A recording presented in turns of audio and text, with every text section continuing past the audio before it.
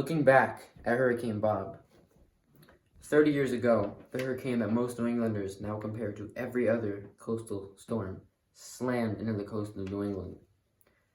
This year, on August 19th, we actually marked the 30th anniversary of Bob, Hurricane Bob, the last hurricane to make landfall in southern New England.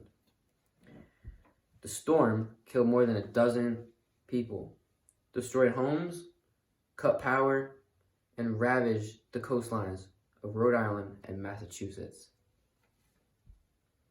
To this day, what remains remarkable about Hurricane Bob is the speed at which the storm formed, over 1,000 miles south of New England.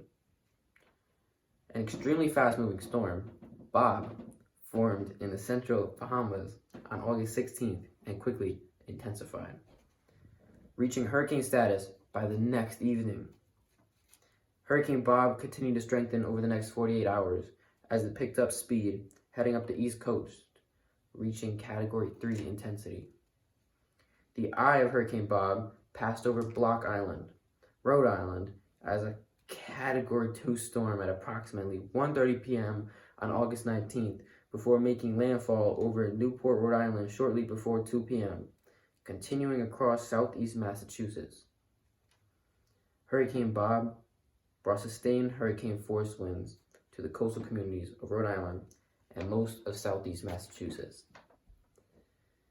West of the storm, New England was swamped by 3 to 7 inches of heavy rain, which caused a lot of flooding.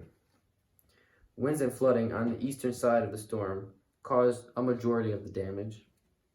Coastal communities were actually hit the hardest, with sustained winds between 75 to 100 miles per hour.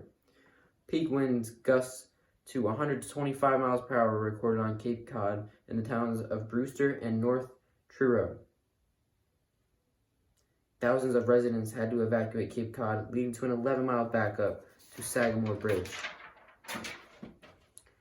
Damage was heaviest from Buzzards Bay eastward to Cape Cod, where at least 61 houses were completely destroyed. Wind damage to trees and utility poles was common and resulted in numerous power outages. Over 60% of the residents across southeast Rhode Island and southeast Massachusetts lost power, according to the National Weather Service in Norton.